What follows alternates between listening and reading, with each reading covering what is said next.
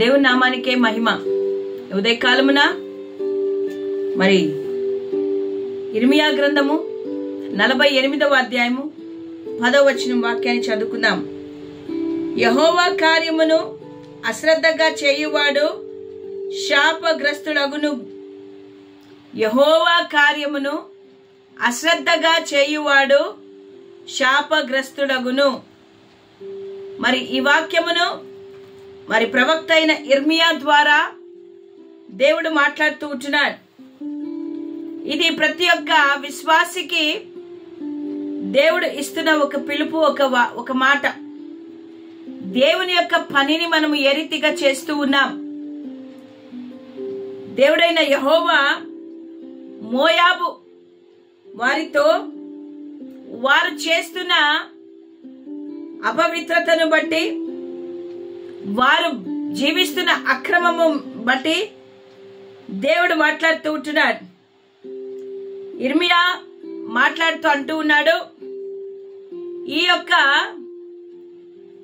దేవుని కార్యమును అశ్రద్ధగా చేస్తున్న మీకు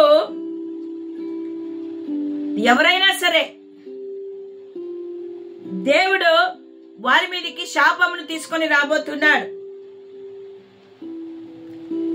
దేవుడు ఈరోజు మనతో కూడా మాట్లాడుతూ మనల్ని హెచ్చరిస్తూ ఉన్నాడు.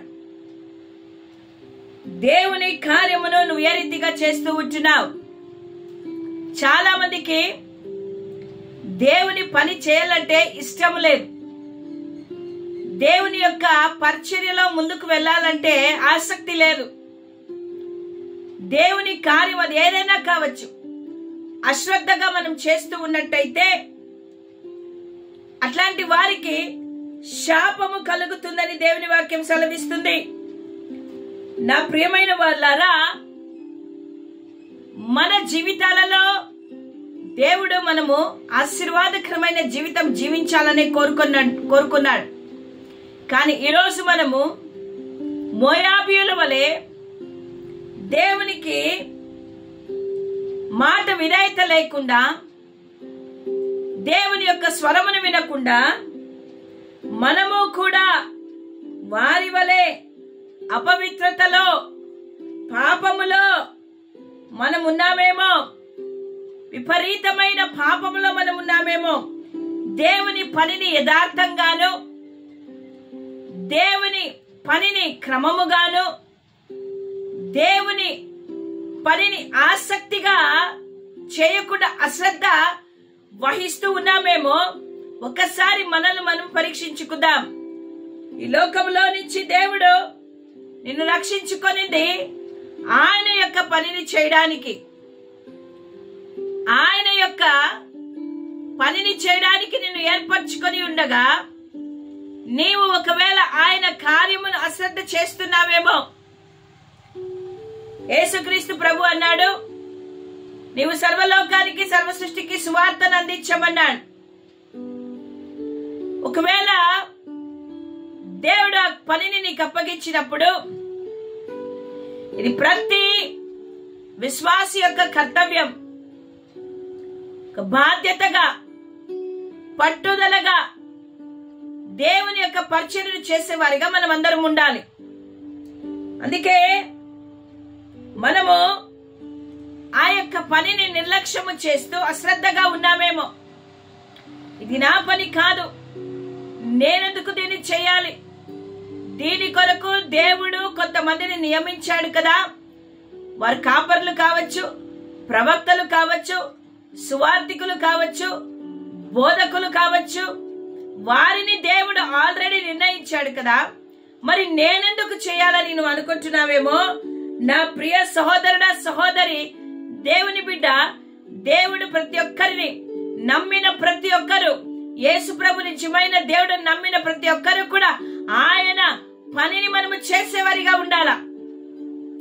అశ్రద్ధగా కాదు, శ్రద్ధ కలిగి భయభక్తులతో మన దేవుడు సజీవుడనియో, ఆయన జీవించుచున్నాడనియో, ఆయన నామమును ప్రకటించే వారిగా మనం ఉండాలి. నా ప్రియ దేవుని బిడ్డలారా, మనము అనినిత్యము దేవునితో సహవాసము కలిగిన బిడ్డలుగా ఉండాలా. మనము ప్రార్థనా జీవితము కలిగి ఉండి ఎల్లవేళలా ఆయన వాక్యాన్ని చదువుతూ ఆయన ఆరాధిస్తూ పరిశుద్ధమైన జీవితము జీవిస్తూ ఆయన పనిని శ్రద్ధగా చేసేవారిగా మనం ఉండాలి. రెండవదిగా చాలా మంది ఏం చేస్తారంటే సంఘములో పని చేయడానికి ఇష్టపడరు. మందిరములో దేవుడు నిన్ను ఏర్పరచుకొని ఉన్నాడు. సంఘములో దేవుడు నిన్ను ఏర్పరచుకొని ఉన్నాడు.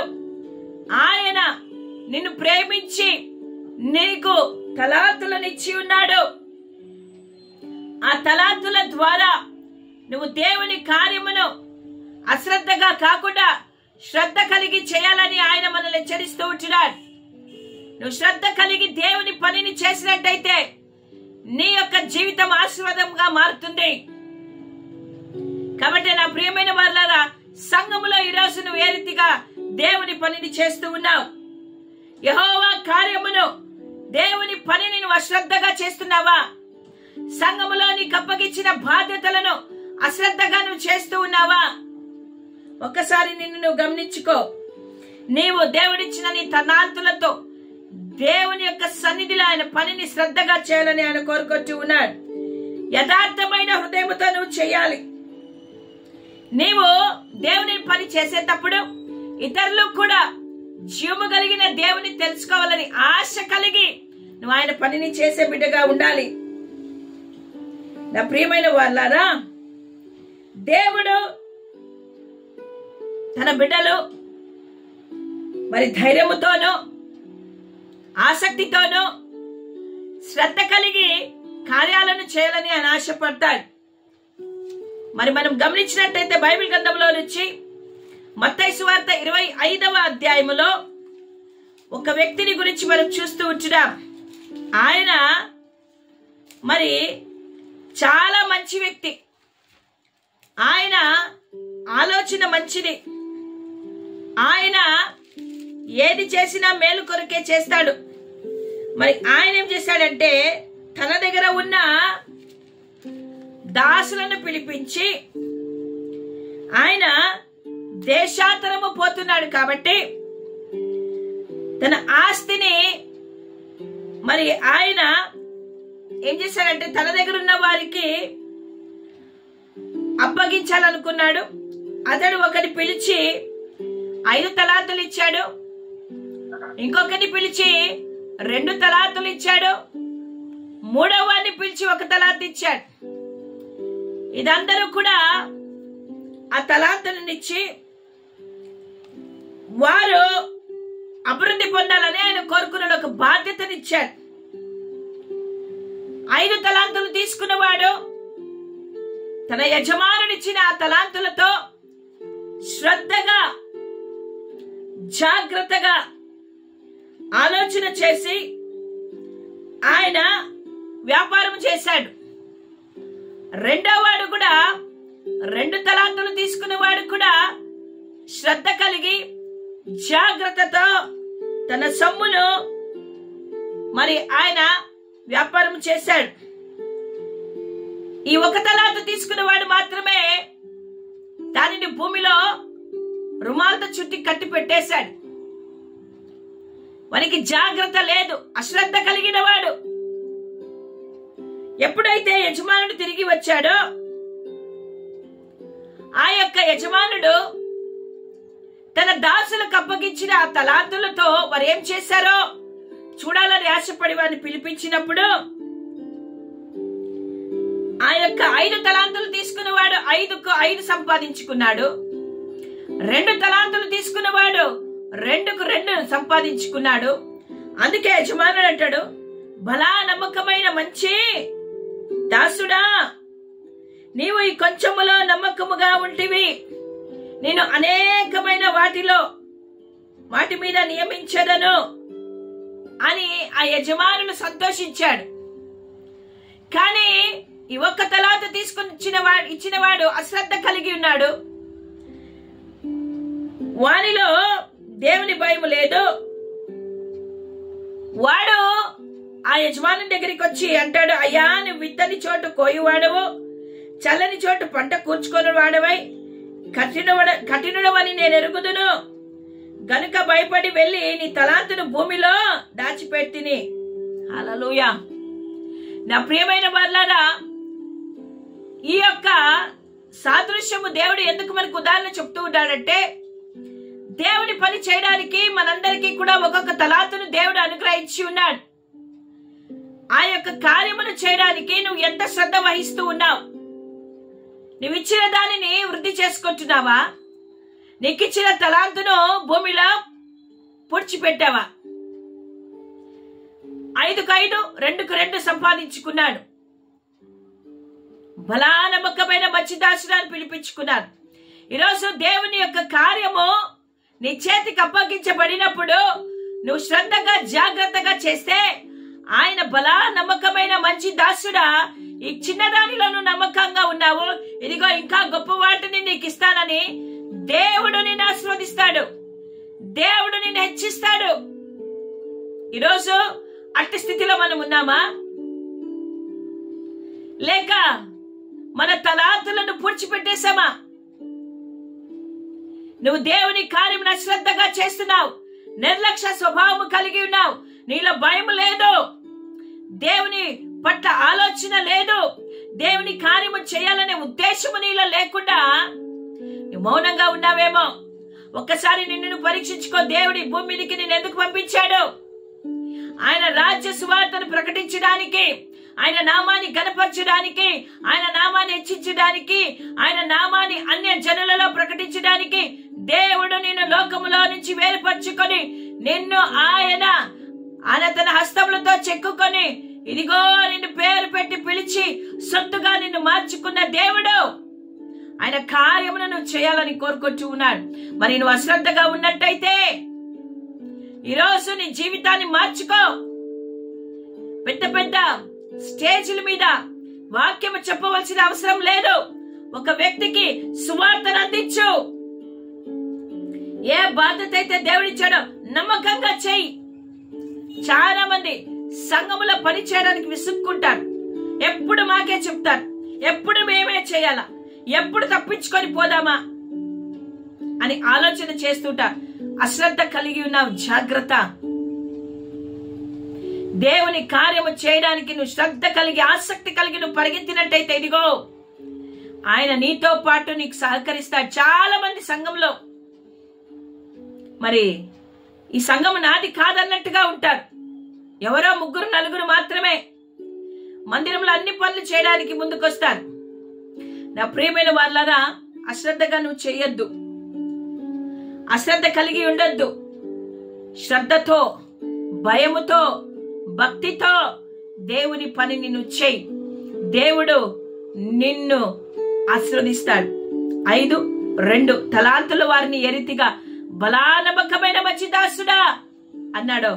నిన్ను కూడా మరి ఆయన ఆ రీతిగానే పిలుస్తాడు. ఒకవేళ 1 తలాంతు ఉన్నవాడు ఆ తలాంతును ఉపయోగించకుండా నువ్వు ఉన్నట్టయితే ఆయన అంటాడు, సోమరివైన చెడ్డ దాసుడా. సోమరి, నువ్వు సోమరితనముతో నిద్రమత్తులో ఏమి చేయకుండా ఒకే చోట కూర్చుండి నీ చేతికి ఆహారం వస్తుందని నువ్వు అనుకుంటున్నావు. ఓ సోమరి, నీకు శ్రద్ధ లేదు, భయం లేదు, భక్తి లేదు. ఇదిగో నీవెక్కడ ఉంటావంటే నీవు చీకటిలో ఉంటావు. ఎందుకంటే నీ యజమానుని మాట నువ్వు వినలేదు. ఈరోజు నా ప్రియ సోదరుడ సోదరి, మన యజమానుడైన యేసయ్య మాటను వినకుండా అశ్రద్ధగా మనం ఉండి ఆయన పనిని చేయకుండా ఉన్నట్టయితే చెడ్డ దాసుడా అని పిలిచి నిన్ను చీకటిలోనూ అగ్నిలోనూ ఆయన పారవేస్తాడు. అక్కడ ఏడ్పుయు పండ్లు కొరుకుతూ ఉంటుంది. కాబట్టి జాగ్రత్త. ఈరోజు నీ మనసును మార్చుకో. నీకిచ్చిన తలాంతు, అది ప్రార్థన కావచ్చు, నీకిచ్చిన తలాంతు సువార్త చెప్పడం కావచ్చు, నీకిచ్చిన తలాంతు వాక్యము బోధించడం కావచ్చు, నీకిచ్చిన తలాంతు ఏదైతే ఉందో దానితో దేవుని కార్యమును అశ్రద్ధ చేయకుండా శ్రద్ధ కలిగి భయభక్తులతో చేసిన నువ్వు ప్రతిఫలమును పొందుకుంటావు. నీకు కలిగిన ధనమును శ్రద్ధగా దేవుని యొక్క పరిచర్య కొరకు నువ్వు విత్తు. దేవుని కార్యం నిర్లక్ష్యం చేసి సువార్తకు వెళ్ళేటప్పుడు వెళ్ళు, విజ్ఞాపన ప్రార్థనలకు వెళ్ళు, సంఘ సహవాసముతో ఉండు.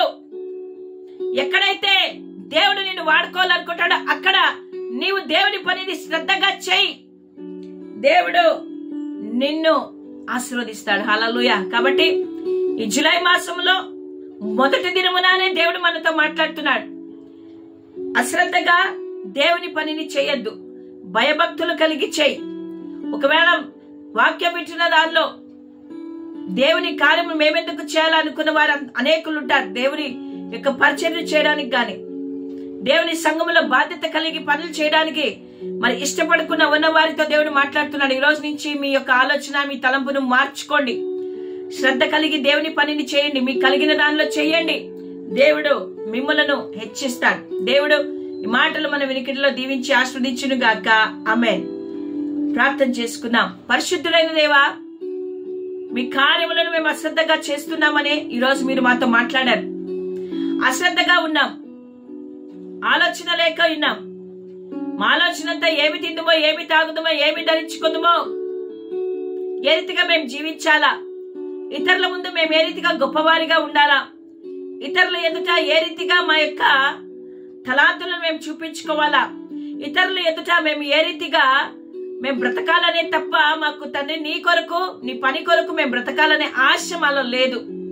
మేము నీ యొక్క కార్యమును చేయడానికి అశ్రద్ధగా ఉన్నాం.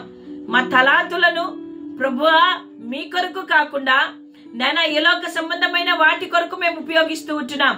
మా తలాంతులను మీ యొక్క పరిచర్యలో మేము వాడుకోవడానికి మాకు సహాయం చేయండి. నైనా మేము చెడ్డ దాసులుగా కాకుండా బలానమ్మకమైన మంచి దాసురాన్ని పిలిపించుకొని నైనా ఇదిగో తనని పరిచర్యను చేయడానికి మాకు సహాయం చేయమని అడుగుతుంటాం. మీరు ఇచ్చినది ఏ కార్యమైనా కావచ్చు ప్రభా. మీ రాజ్య విస్తరణలో మేము వాడబడి ప్రభా నీ నామానికి మహిమ తెచ్చేవారిగా మేము ఉండాలి. నైనా అనేకులు రక్షణ లేని వారికి రక్షణ సువార్తను మేము అందించే వారిగా ఉండుటకు, నైనా ఇదిగో తని సంఘములో నైనా నిన్ను ఆరాధించుటకు, నైనా ప్రార్థించుటకు, సంఘములో పరిచయం చేయడానికి, సువార్తను ప్రకటించడానికి మమ్మల్ని సాధనములుగా పనిముట్లుగా మీరు వాడుకొని నీ నామానికి మహిమ తెచ్చుకోమని యేసు నామములో అడుగుతుంటున్నాము తండ్రి. ఆమేన్. హల్లెలూయా.